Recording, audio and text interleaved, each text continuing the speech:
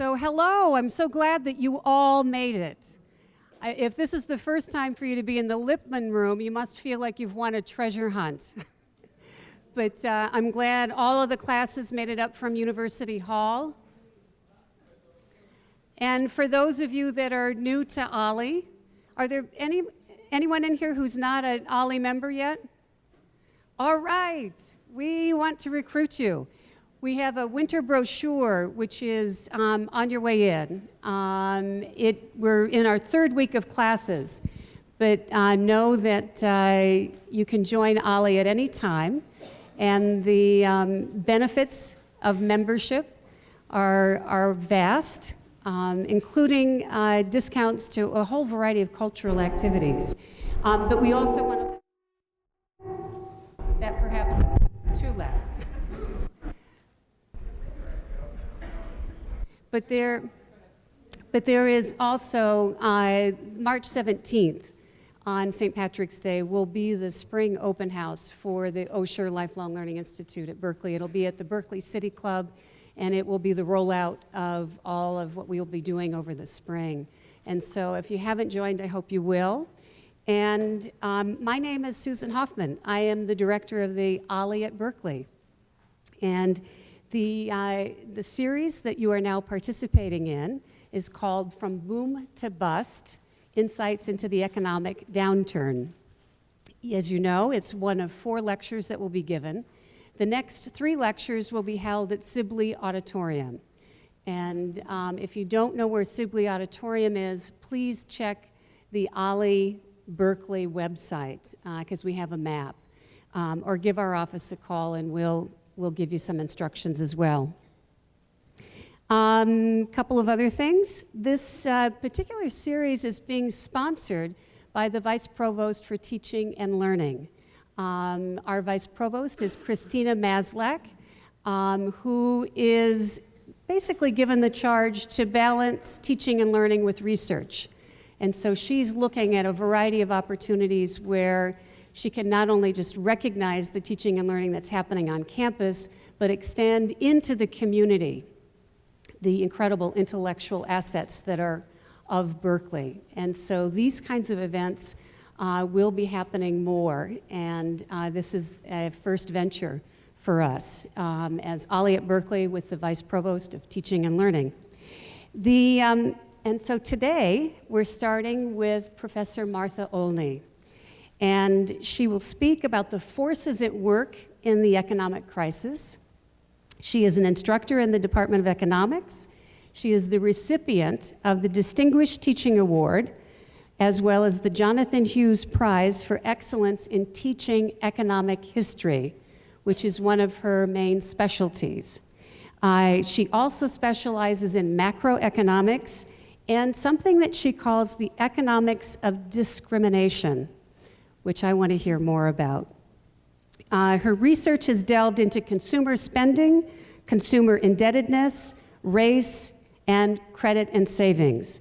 Her collegiality is not only expressed in her 13 years of organizing and hosting the economic history lunches on campus for faculty and graduate students, it's also expressed in the fact that she was our faculty advisor for this series. So I'm delighted to introduce Martha. Before I do that, I need to remind you to turn your cell phones off. If you could please take a moment to do that. And also let you know that we are videotaping today. And our hope and intention is to be able to put this on the Berkeley webcast so that all those who had wanted to come today will have a chance to see it as well. All right, Professor Martha Olney. Listen, I feel like we have heard the story of the credit crisis and the recession and how we got here a million times. And so the likelihood is that you're not here because you haven't heard the story. You're here because you have questions. And so what I want to do is I want to sort of reverse things. And what I'd like to do is you all got the handout, and so you see what I've prepared to talk about. And I can go through this.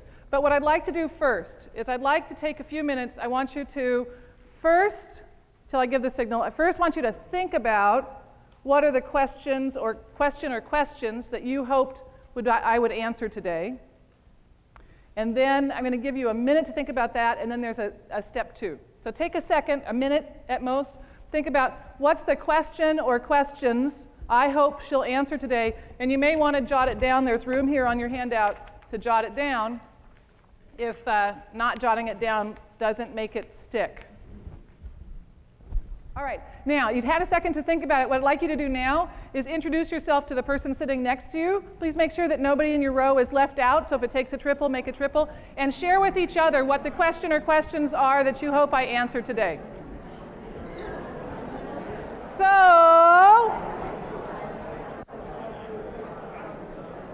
that was good. Good audience participation.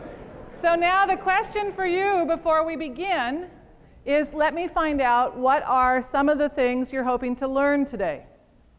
Now, I talked to a few people as I walked up and down the aisle, but I need to hear from a few more so I get a sense. And if somebody says something and you think, aha, yep, that was on my list, a head nod would be very helpful. Yes, sir?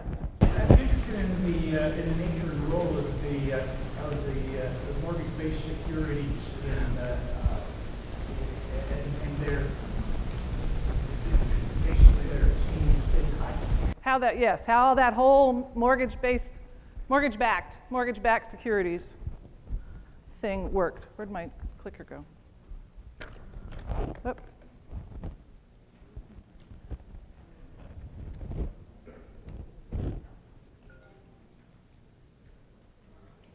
There we go. Okay. Just a minute. I haven't said a word. Okay. All right. Yes, ma'am.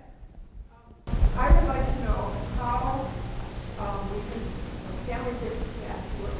How did all these derivatives upon derivatives develop, and how can we do it?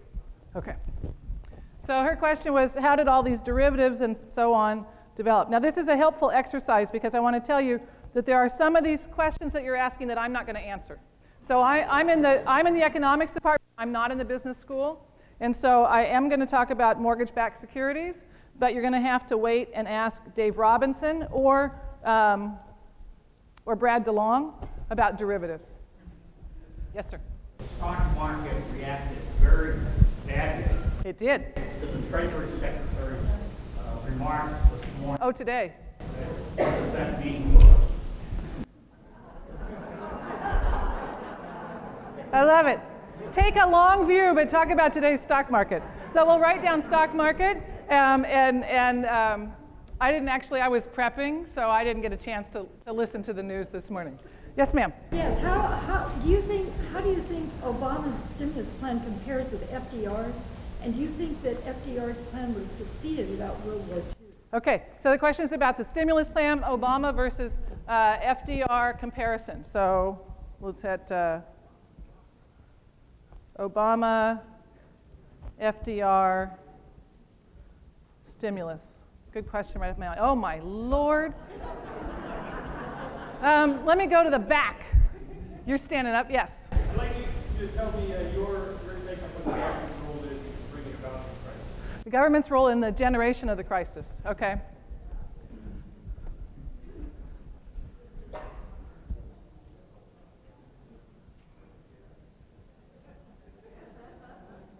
So the government's responsibility up front.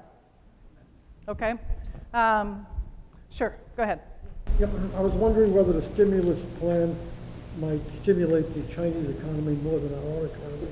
Okay, so the international ramifications. All right, so again on the stimulus plan, but also wanting to talk about what the international effects of the stimulus plan are. And remember that Brad DeLong's lecture, that's number 2, yes, he's going to focus explicitly on the international components of the crisis. Sir? Regulation, both sides of government responsibility. Okay, so government responsibility, regulation. So I took government responsibility and regulation as two sides of the same coin. Pros and cons of nationalizing the banks. Nationalizing the banks, I think, okay, I'll put that up there. I was going to say that's part of government responsibility, but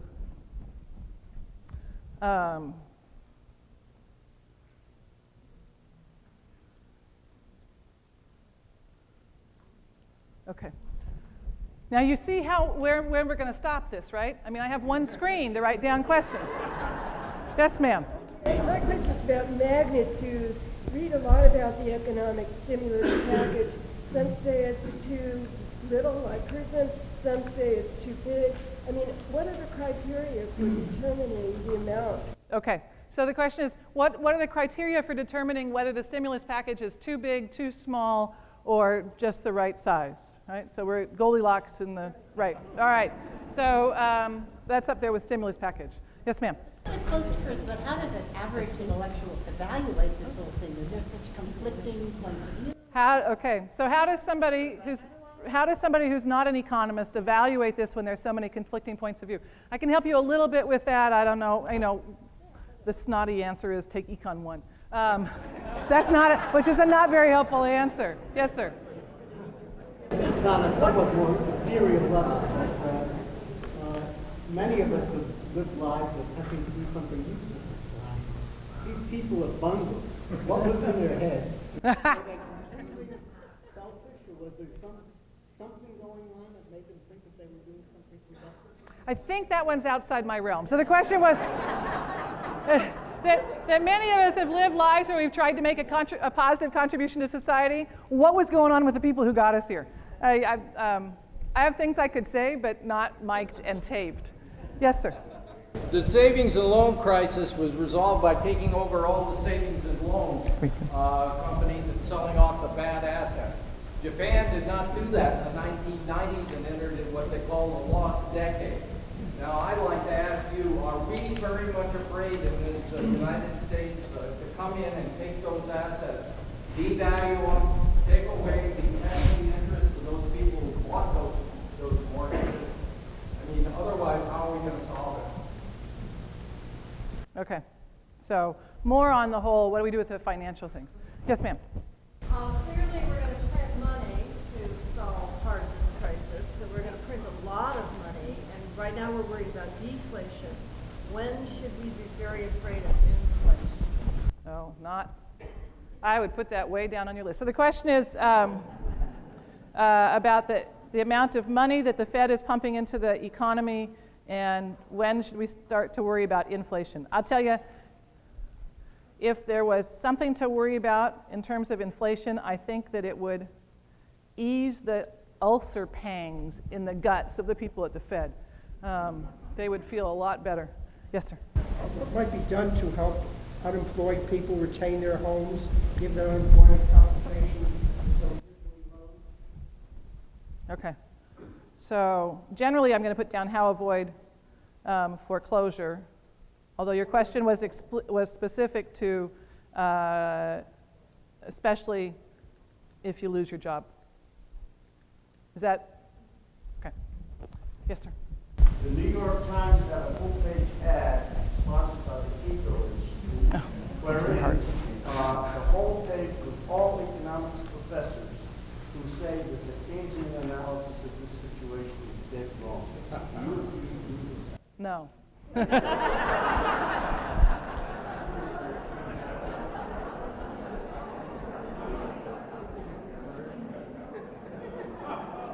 Okay. So his question was that in the New York Times there was a Cato ad where they had a whole bunch of professors who said that the Keynesian analysis is dead wrong, and his question was, do I agree with them? And no, but we'll get. Okay, yes, ma'am. How important is the psychology and the feeling of the people and the fear dictating? Okay. All right. So the role of psychology, or what we would call confidence. I don't know if any of you saw the cover of the Insight section in Sunday's Cron. That was the article that I wrote, which talked about some of those things. I have room for one more. Whose arm is about to come out of their socket? Because I think this gentleman over here. When's the arm out of the socket prize? The last generation, our whole economy has been based on let's borrow more to reserve something.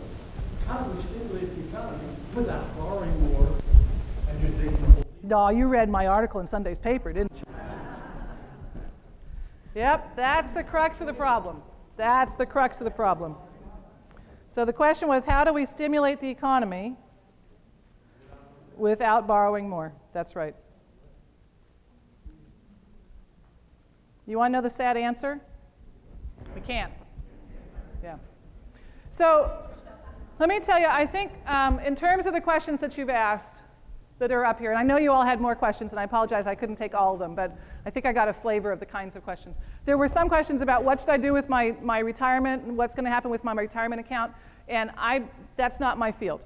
So Dave Robinson, who's doing the 4th lecture in the series, he's in the business school, he does personal finance, he's here to talk to you about that. So the 4th one is the business school person who's going to talk to you very much about the nitty-gritty in terms of your financial packages. But as an economist, I'm in the same boat you're in, where the TIAA-CREF statement comes. And I loved the statements that came, right, the end of December, or I guess they were early January. And every statement we opened had a little flyer that you saw first. One of them says, "Don't panic." I mean, doesn't that make you feel good? You open your retirement statement, and the very first thing you see is this paper flies out that says, "Don't panic," And another one said, "Breathe deeply." I was like, it's almost like they had a little lock on the statement, so you couldn't open it until you'd done your deep breathing exercises, So I'm in the same boat you're in. So in October, when the economy was crashing around, or when the stock market was crashing around our ears, I was also there, looking at the accounts and looking at the economy and looking at the stock market and looking at the accounts and trying to figure out what to do. So I should come and hear Dave Robinson's lecture as well, because I really seriously don't have the answer to what do we do, other than breathe deeply when we open our retirement statements. What do we do? So the issue of derivatives, that's outside of my field. I'm not going to touch on that. The rest of these are all things that I can talk about. We'll talk about. Some of them I hadn't planned to, but I should be able to weave them in. So here we go. All right, so what I've got planned here, and you can see in the handout that you picked up as you came in, is to talk first about the credit crisis and what is the credit crisis, what was the credit crisis, and the nature of the credit crisis, and then to talk about the economic crisis, the macroeconomic crisis, because there's really two things that are going on. There are two separate, I need this thing. There we go. There are two separate crises that we're dealing with simultaneously. The first is the financial or the credit crisis. And the financial crisis, the credit crisis, at its essence was that banks and other financial institutions became unwilling and for the most part remain unwilling to lend. And if there is no lending going on, then eventually the entire economy grinds to a halt. But even before the financial crisis, this economy was headed into a macroeconomic crisis. So when they finally announced that the recession had begun, the recession began in December of 2007. Now, there were some signs of the credit crisis before then, but the real alarm bells on the credit crisis were in September and October, right, of the fall, just a few months ago. That was when the stock market tanked. That was when Ben Bernanke, chair of the Federal Reserve, and Hank Paulson at the time, the Treasury Secretary, went into George Bush's office and essentially pulled the fire alarm and raised all sorts of concern about what was happening in the economy. That all took place in September, October. So both of these things are important. They're interwoven, but we can't solve, we can't solve the macro crisis without solving the financial crisis. If we don't solve the financial crisis, we're not going to solve the economic crisis. But the solving the financial crisis is not sufficient to pull the economy out of the recession. So I have to tell you that the shortest version of this talk is, this thing started in December of 2007, so we're in, month 14 at this point? And it's going to be an ongoing, this is going to be a long, painful downturn. There's no easy way out of this. We did get here by borrowing lots of money and spending profligately. And unless we want to return to an era in which we encourage everybody to cash out their house and go traipsing around the world and remodeling their home and everything else that they were doing with all that money, we're not going to get out of this thing in a hurry. So, sorry. We should probably lock the doors now. Don't go out on the deck if that's depressed you. But that's sort of the short version, is we're in this for the long haul. How long is the long haul? Somebody want to know how long is long? I don't know. It depends critically on what happens with the stimulus package. So what do they pass and what's the nature of what they pass? And frankly, if they pass a stimulus package that's all tax cuts, we're going to be in this thing longer. If they pass a stimulus package that is out there building schools and getting money on the ground, then that's going to shorten it, but it's not going to make it, we're already in month 14. This is not a short recession. The downturn of this thing, maybe 2009, but I don't think anybody really expects that. More likely 2010, 2011. And to be honest, it's unfolding. Somebody's question on the aisle that they showed me was, is this unique, which means unpredictable? Every big bad downturn is in some nature unique, because if it were not in some nature unique, we could have figured out how to stop it. So we haven't had a bad recession. Really, 82 was a bad recession, 82, 83. 74, 75 was a bad recession. We haven't had a bad recession since then. So the students that I'm teaching who are 18, 19 years old, this is so out of their experience. But it's important to know that what we're in, while it's a bad recession, and it's the worst one we've had since 82, 83, we're not at 1930s. Right? This is not the Great Depression. So the stories that my mother and my grandmother and your mothers and your grandparents or whomever, I don't know, you all are a variety of ages, so let me just go that. The stories that they told about life in the 1930s were not there. Okay, so I have friends who are talking about, which is great in the Bay Area, they're talking about, well, shouldn't we all plant gardens? And it's like, oh, right, and how are you going to water it? It's like you read your East Bay mud bill lately, you can't water a garden. So, but I don't think it's going to be necessary for everybody to start growing their own, their own corn and their own zucchini, although it's a nice thing to do, or raising their own pigs for slaughter. But it is going to be a difficult downturn, and it's going to be kind of lengthy. So that's where I'm going, now that you're all seriously depressed. Okay, these are extra handouts. I don't need those. This is what I need. So let me start with the credit crisis. So as I said, the credit crisis at its essence is an unwillingness to lend. It's the financial institutions, the banks and the financial institutions not being willing to lend to not only to their customers, but to each other.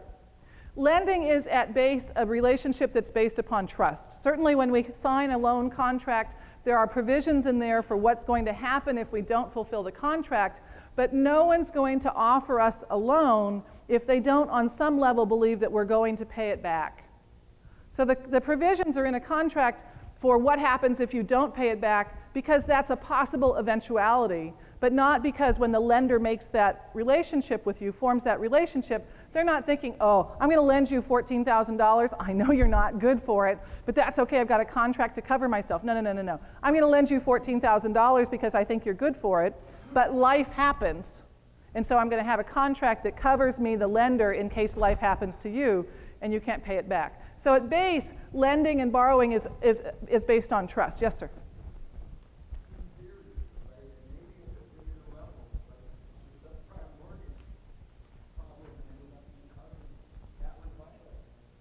No, it's not. No, I disagree. So the question was that the subprime mortgage problem is because that assumption that people are going to be able to pay it back was violated. Let me show you why I think that's wrong. I'll get there in just a sec. So when I'm looking at the news to try to figure out whether the credit crisis is abating, when I get up in the morning and I do my exercise, I have a bicycle down in the basement. I watch the news while I'm bicycling, and if you turn on CNBC, which for me is channel 58, turn on CNBC, it's the cable news show that's all the stock market stuff. Yeah. And they have the little banners along the top that show you what's happening. I look at the 1 month and the 3 month Treasury bill rates. And those things got down to 0.01%. And on some days they got down to 0.005%. So not 0.01 equals 1%, but 1/100th of 1%. Oh, it's scary. That's a scary rate. And currently, so as long as those interest rates are down in the 0.00 to right now 0.2 range, that's pretty nerve-wracking. Now, other people, that's something that I think everybody can see. So, what are signs that you can see without having to go on the web? So if you look at CNBC, you look at that interest rate, you want to see that interest rate come up. You want to see that 4-week and that 3-month interest rate come up a little bit. That's the interest rate that the government is paying to borrow. And that interest rate went down essentially to 0 because these financial institutions, the only person, in quotes, the only person they would trust to lend to was the federal government. And so there has been so much money being lent to the federal government that the federal government has been able to borrow at nearly 0%. And that's the sign of the crisis, that they don't trust their friends, they don't trust each other, they don't trust their potential customers. The only individuals, in quotes again, that they trust right now is the federal government. And so they're just throwing money at the federal government, which is why the government right now can borrow at essentially 0%. So watch that, and that's going to be your sign that this thing is starting to abate. So credit matters. The economy, as it says there, the economy runs on credit. When this thing started, I had a lot of people who said, well, let's just get rid of the banks altogether. What do we need the banks for? Let's get rid of credit. Well, okay, let's think about this. So if I'm a business, if you're a business, you need credit because first you're going to borrow money, and then you're going to take that money that you've borrowed, and you're going to use that money to pay for the inputs that you purchased to produce whatever it is you're producing, which includes your workers. And those inputs, the workers and the other inputs, are going to produce whatever the output is that your firm is producing. So if you are, oh God, give me an example. If you're the company that makes these lecterns up here, right? You need some money so you can produce these things so you can turn around and sell them. You make the output, you pay your workers, because the people who built this lectern would not build this lectern if the statement to them was, we'll pay you when we sell the thing. No, that's not how it works. You pay me on Fridays. You don't pay me when you sell it, you pay me on Fridays. So then they take and they sell the lectern, they sell the output. That gets them the money with which they can repay the loan. So because we have an economic system where things are produced before they're sold, we have an economic system that's dependent upon credit. Very few of us have or had jobs where you sold the good and then you made it. Right? A craftsman may do that. But most of us don't do it that way. We don't sell it and then we make it. We make it and then it gets sold. And so for that process to happen, it has food, right? Think about food. Think about farmers. Farmers don't get paid for the crop before they grow the crop. They borrow. It's always been the way. Farmers borrow to get the seed in the ground, to work the seed, to grow the crops, to harvest the crops, to get the crops to market. Then they sell the crops, then they get the money, then they repay the loans.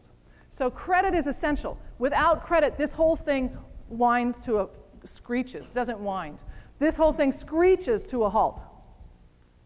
In the absence of credit, this whole process just completely falls apart. So the banks are an important part of this process. There are lots of lending sources, but the banks are key. And as I said already, looking to see what I have on the hill, normally what banks are doing is they're lending to their customers and they're lending to each other. There are two interest rates you might have heard of in the news. One is the federal funds rate. The federal funds rate is an interest rate where the Federal Reserve Board, which is the central bank of the United States, the Federal Reserve Board says, we would like the federal funds rate to be something. 0.25%, 0.5%, 1%. Right now they've said we would like the federal funds rate to be between 0 and 0.25%. The Federal Reserve does not actually set that rate. That rate is the interest rate that banks charge each other. So the federal funds rate is the interest rate that banks charge to each other when they borrow from each other, and these are overnight loans. They make these overnight loans because part of the regulation of the banks is we want the banks to have enough reserves within that bank's balance sheet so that if lots of people, not everybody, but if lots of people went to the bank today and demanded their entire balance, the bank would be able to meet those demands. So we have regulations, we didn't used to, but starting in the late 1800s, early 1900s, we established regulations that banks have to keep a certain amount on reserve to meet those unexpectedly large withdrawals. If the bank doesn't have enough on reserve, and there's a formula so that they know how much they're supposed to have, then they borrow from another bank. So if I'm the Bank of America and yours Wells Fargo Bank, and it's Wednesday at 5 o'clock, and my accountant well, if I'm the bank, I don't have I am. Anyway, so I'm the Bank of America, and Wednesday at 5 o'clock, we determined that we're going to be a few $100 million short of the reserves that by law we're required to have. Then what happens? What happens is Bank of America gets on the phone, calls up their buddy at Wells Fargo, says we're a couple of $100 million short on our reserves today. Do you have any excess reserves that we can borrow? Person at Wells Fargo says absolutely, happy to do it. Interest rate is whatever the interest rate is. The number that he quotes there, that's the federal funds rate that's being charged between those two banks. The loan is made, it's repaid the next morning because those reserves are just checked once a week, Wednesdays at 5 o'clock. So that's the federal funds rate. There's another one called the LIBOR, L-I-B-O-R, LIBOR or LIBOR, and that's the same exact thing, but that's on an international basis. So if instead of calling Wells Fargo, Bank of America had called PNB Bank that is Bank of America. Well, they'd called some bank in Europe. I'm trying to think of the name of a bank. Barclays, thank you very much. They had called Barclays Bank in London. Then the interest rate would have been called the LIBOR, the London Interbank Overnight Rate. Okay. So the crisis I've already said, and I've already done the rest of that slide, so let me move on. So now you've asked about subprime lending. Let me talk about subprime. Because you're right that this starts in subprime. So in the days of yore, right, in the olden days, 60s, 70s, right? If you wanted to buy a house, in the 60s, if you wanted to buy a house, you went down to the savings and loan, right? You didn't go to the bank, you went to the savings and loan, and you filled out the paperwork, and they and they did a lot of checks, and they make sure you had enough income, and they checked to see how much the house was worth, and you had to have 20% down, right, in order to buy the house, and then you could get a 30-year fixed rate mortgage to pay for that house, and that was all well and good, and then you'd make your payments, and if you did that in what year is this, 2009? If you did that in 1979, you've just finished paying off your mortgage, is that right? Yeah. That'd be very nice, wouldn't it? Anyway, yeah. Could you go back and just explain to people what the implications would be of having the federal funds rate move well above 0.25%? Not yet. Hold that question. I'll explain it later. I don't want to do it right now. But hold that question. I'll come back to it. Okay. So in the old days, you would go down to the savings and loan. You'd fill out the papers. You'd borrow 80%. You'd put down 20%. You'd get a 30-year fixed rate mortgage. All was well and good. You had your coupon book. You made the same payments every month. After 30 years, you owned the house free and clear. La, la, la, la, la, la. Okay. So that was great, but that system was one that meant there were many people who could buy a house, and there were other people who wanted to buy a house who could not because the process of saving up 20% was more than they were able to do or whatever reason. Financial institutions are in business to make a profit. And I sort of liken them to teenagers, if you will. My son is going to be 11 at the end of the month, so I'm starting to think a lot about teenagers. You all can pray for me on a regular basis. Because, you'll have to take that out, because this is going to go on. You have to edit this part out. Because you guys, you all, looks like most of you have already been through this, right? But we're at this stage where like every day I'm saying, they're going to stick, honey. If you keep doing this at me, they're going to stick. Okay, so, but what is it with teenagers, right? With teenagers, you set a rule, and the teenager figures out how to get around it. And so you set another rule, and the teenager figures out how to get around it. And you set another rule, and they get around it. And another rule, and they get around it. Another rule, and they get around it. And eventually they're 23, and you're like, oh my God, thank you. Okay? Financial institutions are a lot like teenagers. So teenagers, their job is to try to figure out how to break the rules and do things you don't want them to do. Financial institutions, their job is to make as much profit as possible. That's what they're in business to do, is to earn profit. And so the regulators, the government regulators, they set rules, and then the financial institutions figure out how to get around those rules so as to do what they wanted to do. And so then the regulators set more rules, and then they get around them, and more rules, and they get around them, and more rules, and they get around them. And so we could do a history of financial innovation, and that's the story that we'd tell. Here's the rules, here's how they got around it, here's the rules, here's how they got around it, and so on. So we have the days of yours with 30-year fixed rate, 20% down mortgages. And then there was financial innovation. And there was financial innovation both because there were people who wanted to buy houses who couldn't do the 20% down, 30-year fully amortized mortgage, and because there were financial institutions who would like to help those people because it would enable them to earn a profit. And then there's the regulators who try to make sure that the financial instruments that are created have some level of soundness to them. Okay? So the story goes, and eventually what we get in this story is we get the creation of what are called subprime mortgages. Now in this process there is another thing that happened, and that's the creation of online credit scoring.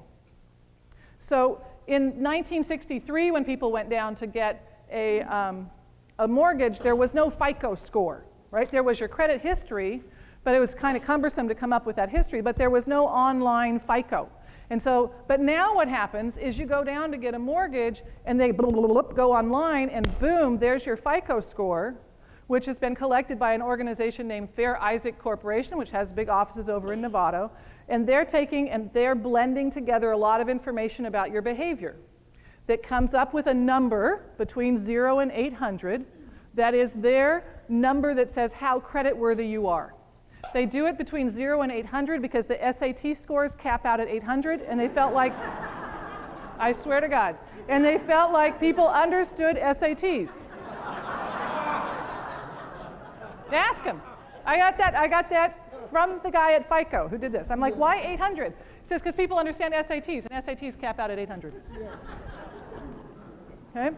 So if you had, so by a few years ago, if you had a FICO score that was 660 or above, you qualified for a prime loan. If you had a FICO score that was 620 or below, you qualified for a subprime loan. And if you were in that gray area between 620 and 660, you could get what they called an Alt-A loan. An Alt-A was something that none of us ever heard of, so because there's not very many people who fall in that gap. But that was the notion. So the subprime, people who had FICOs below 620, not as good a credit rating as somebody with a FICO above 660. Now, the other thing, though, that makes a mortgage a conforming prime mortgage is not just that your FICO is above 660, but a FICO above 660, 20% down, and a housing price below whatever the conforming rate was, which it was 417,000, and then it became 600 and some odd thousand for this area. So there were three characteristics. One was your credit score, one was how much down payment you were putting in, so what percentage of the value of the house were you borrowing, and one was how much money were you borrowing. And those three things determined whether you were prime or subprime. So you could have been somebody with a 740 FICO score, but if you took out a 0% down mortgage, you had a subprime mortgage. Or you could have been somebody with a 740 FICO score, and you had 20% down, but you were borrowing $800,000, it was subprime. All right, so subprime is bad credit, or more than an 80% loan to value ratio, or more than the limit, that limit, $400 and some odd thousand. So let's do some examples. Suppose you go in, you want to buy a house, you don't have a down payment. No problem. I can get you into a subprime mortgage, no problem. You want to borrow $300,000. What I'll do is I'll set you up. I'll set you up with a 228 with a 4% teaser rate. You're thinking, I don't know what she said. And at a 228 with a 4% teaser rate is $1,000 a month. I can get you into that house for $1,000 a month. What's the number that you heard out of that statement? $1,000 a month, right? So what you heard was, I can get into this house for $1,000 a month. I may or may not have mentioned that when I said this was a 228, it meant that it was interest only for the first 2 years, and the principal would be amortized over the following 28 years. So there was no principal payments in the first 2 years. I also said teaser rate of 4%. A teaser rate of 4% is like a sale, right? It's like the Cheerios right now at Safeway. They're on sale for what, $1.99 right when you walk in. The teaser rate is the rate to get you in the door, and then it's going to reset to a market rate once you're hooked. It's no different than why they have Cheerios on sale. They put Cheerios on sale because they're hoping the kids will get hooked on Cheerios, and they can put the price of Cheerios back up, and you still have to buy them because you've got the little one that has to have Cheerios on the high chair. Y'all remember that. So the thing resets after 2 years. It resets to a market rate that's consistent with your credit score, which might be, say, a 10% market rate. Well, when that resets after 2 years, the principal starts to be amortized, the interest rate jumps to your rate, because you don't have such a great market credit score. We're talking $2,660 a month. That jump from $1,000 to $2,600 a month is more than most people could afford. Now, wait a minute, I know where you're going, so just a minute.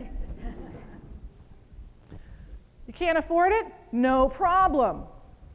The reason that we put you into the 228 subprime mortgage was because you didn't have a down payment. And maybe you didn't have a good credit score. But I'm going to get you into a house. You're going to pay $1,000 a month. You're going to make those payments every month. You're going to get your credit cards current. And if you do that over 2 years, that's going to bring your credit score up. Because the people who are in this business, they know pretty much what will bring your credit score up. So you're going to make your payments. It's going to bring your credit score up. And after 2 years, I'm going to be able to refinance you, because the other thing that's going to happen is during those 2 years, you've watched what's happening to the price of houses. This is 2005, remember, not today. You've seen what's happening to the price of houses. Those housing prices are going up 15, 20% per year. Well, if a house goes up 15% per year, and when you bought it, you had a 0% down, and it goes up 15% per year, in 2 years, your $300,000 that you're borrowing is less than 80% of the value of the house. Suddenly, you're a conforming borrower. So it was based on, and that's why I say they were not assuming you couldn't pay. They were assuming that this system worked, because it worked for lots and lots of people. It wasn't like, oh my God, it's a scheme. It'll never work. It's a Ponzi. There are lots of people in this country for whom this worked. They got in, 0% down, the housing price went up. After 2 years, they had paid off. They'd made their mortgage payments regularly. They'd gotten those credit cards taken care of. Their credit score came up. They now are borrowing still $300,000, but $300,000 out of $400,000 is only 75%. So they were under the $400 and some odd thousand limit. They were under the 80% threshold. They had a better credit score, and all of a sudden they can refinance into a good 30-year fixed rate mortgage, $1,610 a month, and that they can afford. Would the banks have allowed you to refinance if you'd lost your job during that period? Probably not, because if you lost your job, but remember, I'm not in 2008 yet. This is how we got here. Whatever. Yeah, yeah, but no. That's right. But this process, what I'm telling you is this is what was happening, and this worked just fine. It worked fine as long as housing prices were rising. But 15% year-over-year increases in housing prices were simply unsustainable. Those housing prices were going up 15% year over year, in part because so many people were able to buy houses. Supply and demand, right? You make it easy for a lot more people to buy a house, the demand curve shifts out, the price, am I doing it the right way? Yeah, the price goes up. I just have to sort of turn around and look at my arms. The price goes up. So one of the things that was making the housing prices go up were the very loan schemes that were dependent upon the housing prices going up. That's the nature of a bubble. Right? The nature of a bubble is an asset bubble is one where there's behavior, and just sort of think about it, it's frothing, right? I mean, it's sort of like getting worse and worse and worse, and that was the nature of the bubble. All right, so then prices stopped rising. They actually started falling. Lots of people were unable to refinance. They couldn't make, and we're still in this case, they couldn't make that $2,600 a month payment. They went into default. The houses are foreclosed upon. The banks take the house. The banks put the houses on the market, and we know the rest of the story, right? And so all of a sudden, the supply of houses is up because of foreclosure. The supply of houses is up again because people are trying to avoid foreclosure, so they're trying to sell the house before the loan resets. The demand for houses has gone down because people can't get credit as easily. And you all know, as well as I do, what's happened to housing prices, right? We've lived it. I'll tell you that one of the more sobering things in the Sunday paper, in the real estate section of the Cron, where they show the houses that have sold recently, they've started showing you what it sold for and what the previous sale price was. Take a look at that on Sunday. I mean, you know, if you want, you know, right. Take a look at it and then go for a nice walk in Tilden Park to sort of clear your head. But it is so sobering because, you know, houses that sold $700,000 not very long ago are now selling for $300,000 or $200,000. You can tell the ones that are the panic foreclosure sales because they'll go from 700 to 105. But there's a lot that are going from like, it sold for 600 and now it's at 450, or it sold for 700 and now it's at 520. And it's supply and demand. It's as easy as that. Okay, so now what happens? Well, what happens is the Alt-A and the prime mortgages go bad as well, because you bought your house with a prime mortgage. You're thinking, oh, I'm not one of those scofflaws with a subprime mortgage. You're sitting here thinking you're kind of, you're getting a little, I can see you out there, right? Well, what happened to you? You bought a house for $700,000 a few years ago. Bless your heart. And all your relatives in Michigan thought,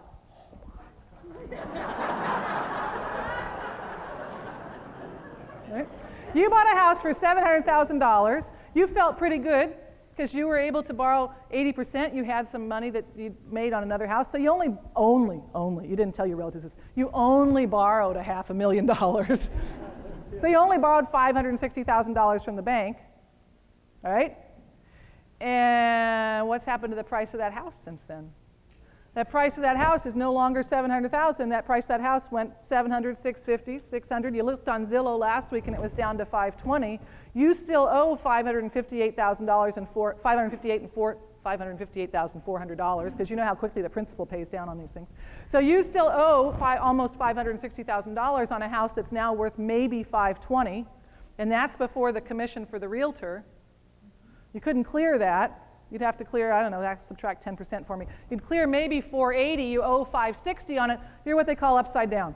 You're underwater, you're upside down. And so what happens is that the Alt-A and the prime mortgages start to go bad as well. And the estimate is that right now, 1 in 6 homeowners in the United States is upside down. 1 in 6 homeowners has a mortgage that has a greater value than the resale value of their house. 16% of us are upside down. And a lot of those people are here in the Bay Area. A lot of them are in Las Vegas. A lot of them are in Riverside County. But they're around the country. They're not just here. Yes, ma'am.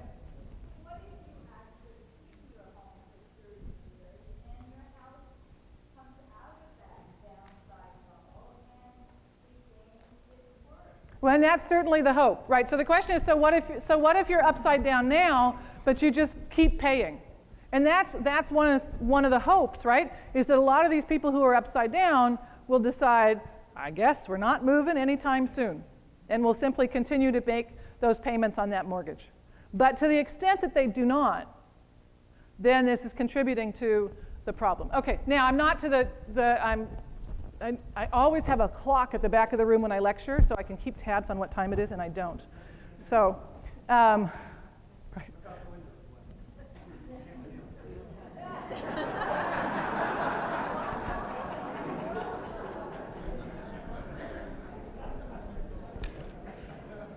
That was helpful. Oh, there it is. Yeah, that's subtle. Okay. So let me start. I'm going to have to pick up the pace here. So what happens in terms of the mortgage-backed securities? Okay, so you're thinking, okay. So why can't, if I'm upside down, why can't I just call my lender and renegotiate my mortgage, right? Because your lender doesn't own your mortgage. Your lender doesn't have your mortgage. These mortgages were bundled together. They took a whole bunch of mortgages, they bundled together the mortgages, and they sell shares. Here's my little cute. So they take a lot of these prime mortgages, so a whole bunch of prime mortgages, and then they're going to add to the prime mortgages a few of the subprime mortgages, and they're going to put all those things together in a bundle that's a mortgage-backed security, MBS, or collateralized debt obligation, same thing. So CDO or MBS, it's the same thing.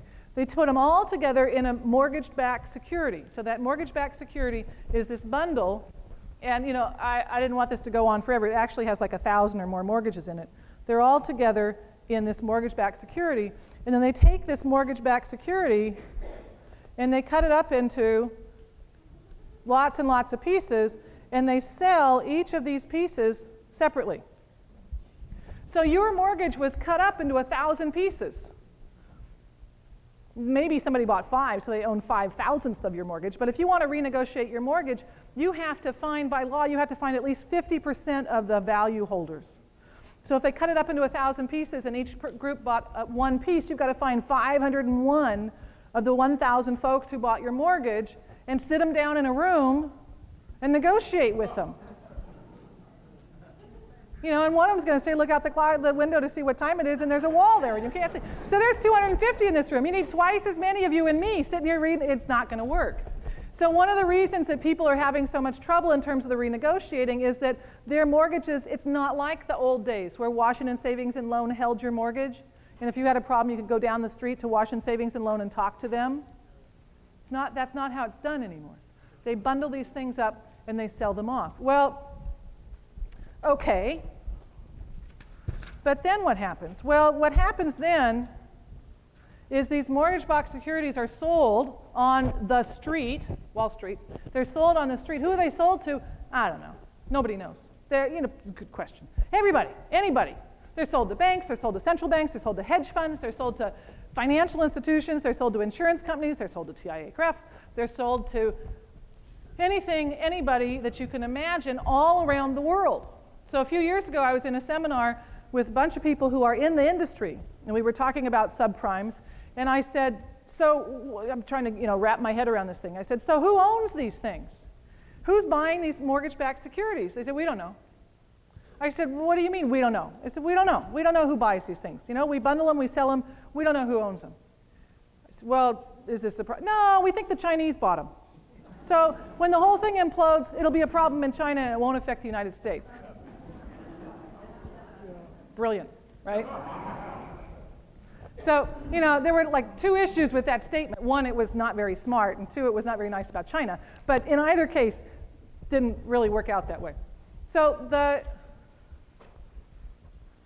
mortgage-backed securities are purchased by financial institutions, and what happens is, back to my story, the subprimes start to go bad, then the Altes and the primes start to go bad, and suddenly you're holding not 1/1000th of my mortgage, but 1/1000th of this bundle of mortgages that suddenly has less value than it had a few weeks or months ago.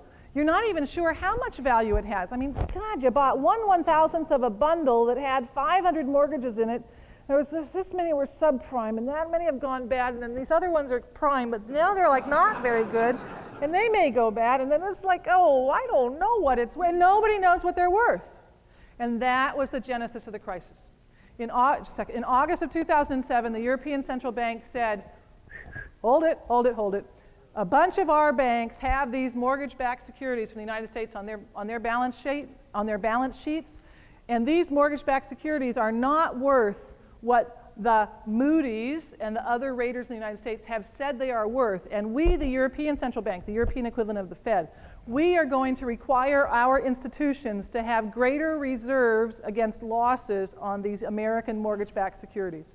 And it was like the little kid who said the emperor has no clothes, right? The European Central Bank did this, and it was just like the little kid saying, but Mama, he's naked, right? Because all of a sudden, everybody was like, whoa. We don't know how much these things are worth.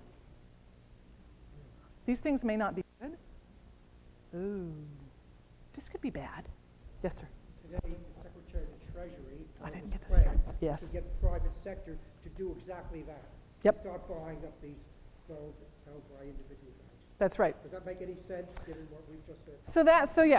So trying to get out of this credit crisis, what do we need to do? So this is the genesis of the credit crisis, and I haven't even talked about the macro crisis yet. But that's okay, because Brad DeLong said, tell me how far you get, and I'll pick up where you left off. He's sitting back in his office, like, waiting for me to come back and tell him where he starts next week. What was your question? Oh, the TARP thing. So if the financial institutions could unload all of these assets that they don't know what they're worth, then the financial institutions would have solid balance sheets again, and then they would be worthy borrowers. And so then that would unfreeze the whole thing. So part of unfreezing this is trying to figure out how to clean the junk, or what they're calling the toxic assets, off the balance sheets of the banks who are holding these toxic, bad assets. Part of the problem is nobody knows how bad. Who should want them? Well, that's another issue, is who should want them. But Warren Buffett said somebody always going to buy something. But yeah, that's part of it. So that's part of it, right? Is they think that, and that's what they're trying to figure out what to do. So one possibility is to find private investors who are willing to buy up these mortgage-backed securities For what price, I don't know. Nobody knows at what price. Hold them. So, if you bought one and you bought it for 2 cents on the dollar, that's likely to be an awesome deal for the person who buys it.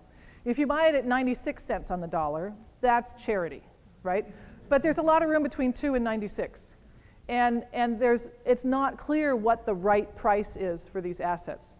And so that's why there's been a lot of stumbling in trying to figure out what to do, because the first blush TARP program, when it wasn't called TARP, I forget what it's called, there was a couple, when they were back in October when they were trying to figure this thing out. The first blush was the government was going to buy up all the assets, and then the question was at what price? And then, so now the idea is to have the private sector buy up these assets, and try to figure, now I didn't have a chance to listen to the news this morning, but I heard a little bit last night about what they were going to say. Have the private sector buy up, not and be done by 1:30, but I'll do my best. The plan was to have the private sector buy up these assets. The question is still at what price. I don't know what the thing was this morning because I didn't have a chance to listen to the news. It has the, well, no, yeah, okay. But it has the potential to work. It has the potential to not work. I have to tell you, in terms of solving the credit crisis, we are all flying blind. Somebody's question back there was, how unique is this? This is the part where it's like, whoa. So they've been throwing everything they can at this problem, and they just sort of keep hoping one of these things is going to stick. The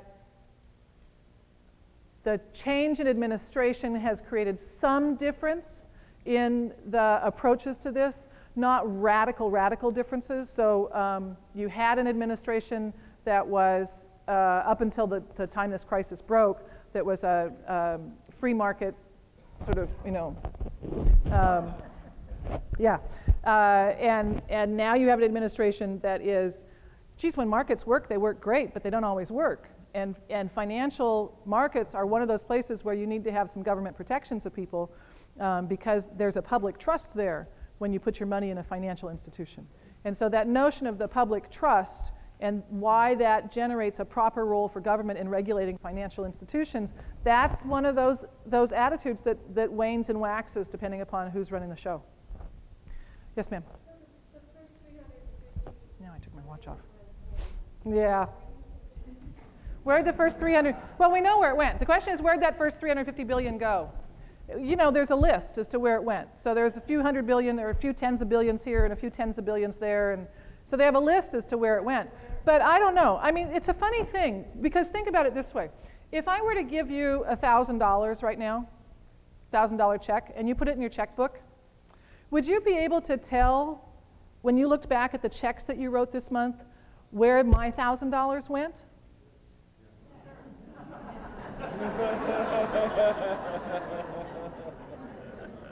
I wouldn't. How would you know? I know you have a ledger of your expenses, but is it the check to Safeway? Or is it the check for your mortgage? Or is it it took and it increased your pot, and then you spent your pot. But unless you took that $1,000 and you put it in a separate pot, and then you took it out of that separate pot and spent it on something in particular, if you took that $1,000 and you dropped it in your pot, it's like, putting another teaspoon of water in your cup of water. It's all in the cup. But it didn't Thank you. unfreeze the credit crisis. Does that mean it went shore up the bank's balance sheet? Yes. So the question is, so if it didn't unfreeze things, what happened? So the frozen, right, is the lack of trust. And the lack of trust comes from not knowing the worth of the assets on the balance sheets. And so injecting capital into the banking system never addressed the issue of the worth of the assets on the balance sheet. Yeah. And so that's why there was talk about whether or not we should nationalize, which is to say have the government take over the banks. There was talk of a lot of different approaches in the United States. We're constrained by what's politically palatable. And in the United States, it's not politically palatable to have the government take over the banks. It might be the best thing for the financial institutions to have at least a temporary government takeover of the banks, but it's not politically feasible, and we have to work within the political system that we have. Yes, sir? Why doesn't the government simply provide loan insurance between banks? Okay. All right. The macro crisis. I'll take your question later. The macro crisis. That's why I gave you the handout, though. So you got the handout, and you got Brad's going to finish it up next week. So the financial crisis distracts us from the big problem, which is the macro crisis. We've got to solve one. Solving the financial crisis is not going to be the end of it. We've got to solve the macro crisis as well, both of these things. So a little bit of macro for those of you who don't remember your Econ 1 with Ira B. Cross or whomever you had. We all have jobs because we produce things that people are willing to buy. The total amount of spending that happens in the economy is called aggregate demand. 4 groups in the economy make up that aggregate or total demand. One group is households, consumers, who do consumer spending. That's 70% of the total. A second group is businesses buying machinery and constructing new buildings. That's about 20% of the total. A third group is government agencies, federal, state, and local governments that are purchasing goods and services, that is, purchasing goods, purchasing services, and hiring workers. That's another, well, I've got the 18% or so of the total. And the fourth group is the rest of the world. The rest of the world buys our exports and sells us our imports. I know it's over 100. It's over 100 because of some of the spending that consumers do. Some of the things we buy were produced abroad. Before you bought that nice black vest that you have on, did you look at the tag to see where it was produced? Did you seriously? Before you bought that, so thank you. Ask a man. Did you really? I did. Oh. Well, go with me here. Make it up. Most of us, before we buy things, we don't look to see where it was produced, right? And the odds are that if everybody looked at the tag of the person in front of them, that it's going to say made in someplace other than USA, right? So the consumer spending is 70% of total spending, but a lot of the spending that we do is for goods and services that were produced abroad. And so you notice there it says exports minus imports. The imports that we do, the things we purchase from abroad, are more than the goods and services we sell to abroad. So here's a picture that shows you the shares. Consumer spending, this starts in 1930. Consumer spending, a couple of things jump out from the picture. Here is World War II. Remember this when we talk about stimulus package. Here's World War II. During World War II, between rationing and the big increase in defense spending, the government became 50% of the economy, and that came essentially from both investment and consumption. And then here from 1950 until around 1980, consumers were about 62% of the total, and we've increased over the last 10, 20, 30 years to 70% of the total. Government spending and investment are down here 15 to 20%. Here's imports and exports. Again, you can see the blue is exports, the impact of the war down here. But start with your looking at 1950. 1950 until again about 1980, imports and exports were about the same. So we imported about the same amount as we exported. We had no trade deficit or surplus to speak of. The gap opens up in the early 80s, reopens again here in the mid to late 1990s. And so we currently, about 18% of that total spending is imported, but about 13% of what we produce in the United States we sell to people from other countries. So there's a gap between the two of 5%. Yes, sir? Why was the consumption, last graph, why was the consumption in the Depression greater than any other? So the question is, why is consumption in the Depression so high? Well, the large reason, remember these are shares out of 100%. So consumption spending is not very big, but as a share of the total pie, consumption spending is so high because business spending is essentially zero. Net export spending is zero. So all that's going on in the Great Depression is consumers and the government wasn't doing very much either. So the consumers get a bigger share of a small pie. Okay. All right. So consumer spending, that's us. Consumer spending, as I showed you, rose from 62 to 70% of the total. The last several recessions, consumers have led the way out of recession. But we can't do that anymore. And the reason has to do with credit availability. And this is why this recession is very different And this is what makes us queasy. There's a picture of the saving rate. The saving rate, that's for the whole country. So it's showing you what households, consumers, people, what we're saving as a share of disposable income, which you can think of that as just take-home pay. So disposable income is what we earn for producing goods and services from our jobs, plus any transfer payments, so Social Security, minus any taxes that we pay. So take-home pay is a fine equivalent of disposable income. And that shows you what percentage of our take-home pay, our disposable income, we as a country were saving. And what you can see there is it bounces along at about 8 to 9% until the mid-1980s, and then it goes on essentially a straight line decline from the mid-1980s until about 2007. Now, you all were saving, many of you, and you're thinking, how could it be that the saving rate was going down? Because the saving rate is saving rate is made up of all of our behaviors. And so while you were saving, somebody else was either drawing down the assets they had already saved up, which is what we do in retirement, or borrowing. And a lot of it was borrowing. So a lot of the reason that this saving rate drops like a rock from 1985 to 2007 is the increase in borrowing. So for everybody who was saving, for every dollar that was being saved, by 2007, there was another dollar being borrowed. So the overall saving rate for the country was 0. That borrowing fueled the consumption. What made consumers' share of the total pie get larger and larger and larger over the last 20 years was all of the spending that we were doing, a lot of it with borrowed money. Now, the borrowed money is partly credit cards. That's a picture of credit cards. The red line sort of smooths out the month to month. So that's showing you the annual percentage change in credit card use. And so yeah, credit cards are part of the story, but they're not part of the story as to why the economy is tanking right now. Here's that story. That's net equity extraction as a share of disposable income. So this is the equity from homes. I should have put home in there. The big explanation as to what's going on right now is home equity lines of credit. So we're back to the housing market. At the same time that we had the story about all these people who were borrowing lots of money to buy houses through subprime or prime or wherever, I don't care how they were borrowing their money, those of us who owned houses were getting offers in the mail constantly for a home equity line of credit.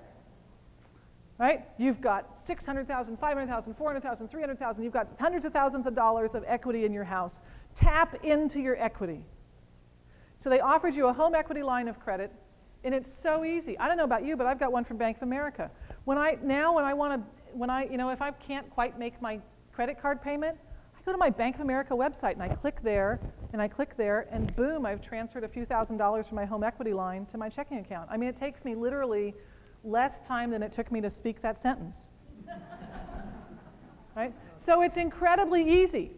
It became so incredibly easy for us to borrow with those home equity lines, and we did. And so that here, this line going up here, that increasing trend is showing you the withdrawals of equity from our homes as a share of disposable income. So by 2006, our home equity withdrawals, the usage of our home equity lines of credit, added another 9% to our take-home pay. And we spent it. But what's happened in the last 2 years? Is that what you're going to ask?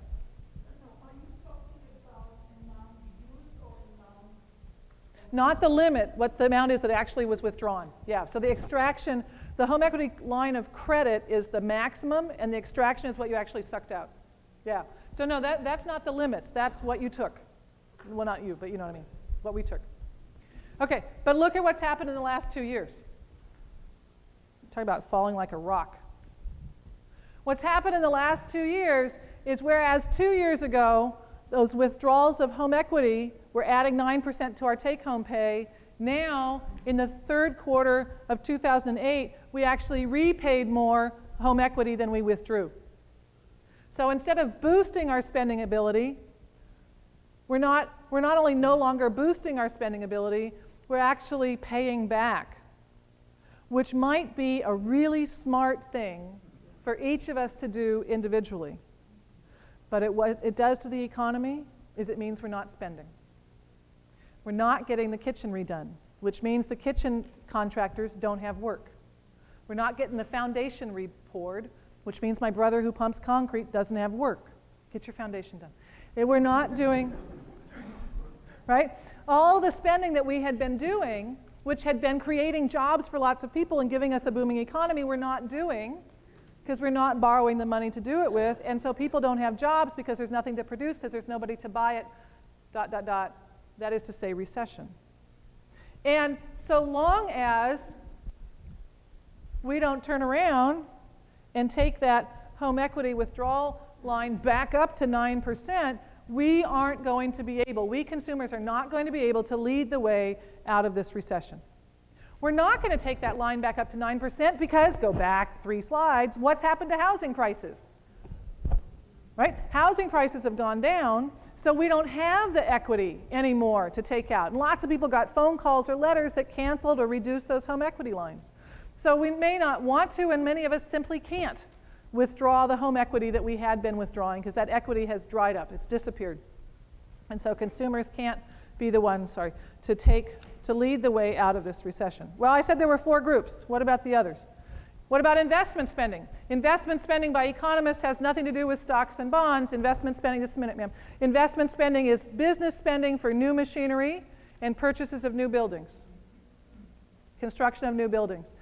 Businesses aren't doing that. Businesses buy new equipment if they want to expand. You want to expand your business right now? No, you want to just keep your business going, right? You want to build new houses right now? Nah, I don't think so. So construction spending has tanked. Non-residential construction spending has started to tank. Spending by businesses for new equipment has tanked. So businesses can't lead the way out of this recession. Okay, what about the rest of the world? Well, the rest of the world, if we could export more goods, that'd do it. So what if we just produce for the rest of the world? Anybody heard about the global nature of this recession? Well, that's not going to help. The rest of the world's in recession too, and the dollar is too strong. If we want to increase our exports, then it has to cost us too much to go to Europe, right? It has to be $1.50, $1.75 to the euro, because then they're going to want to buy our goods, which are relatively cheap.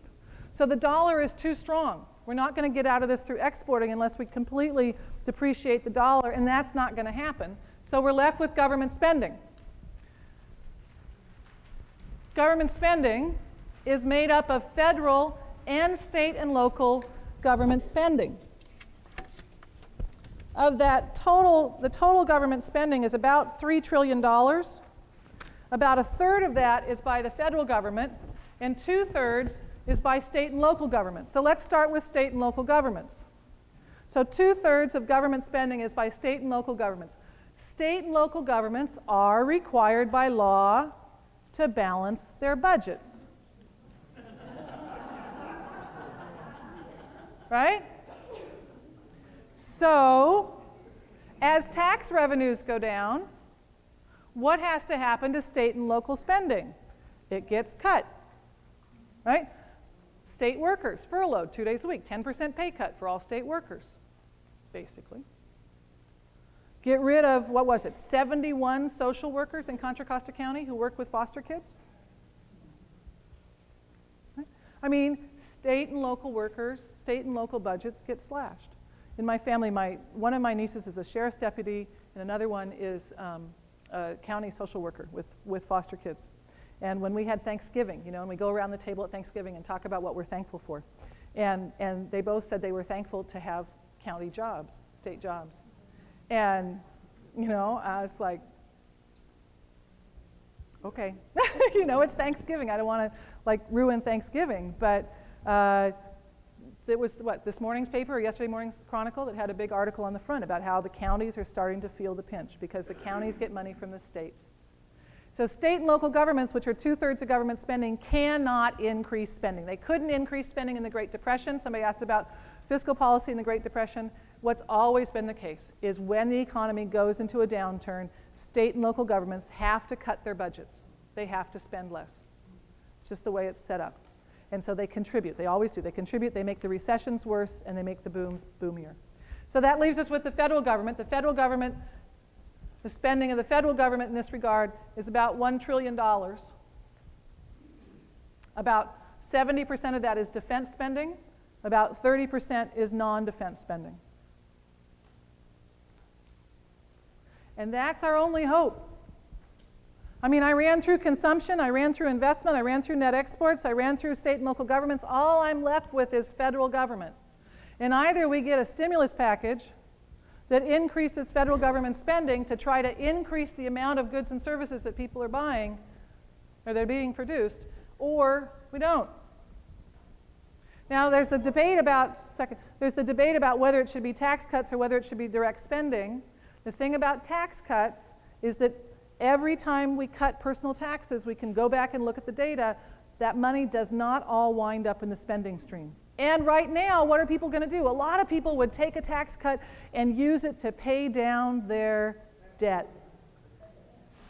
And if they pay down their debt with it, that debt was incurred a year or 2 or 3 ago, and that's when it generated a job.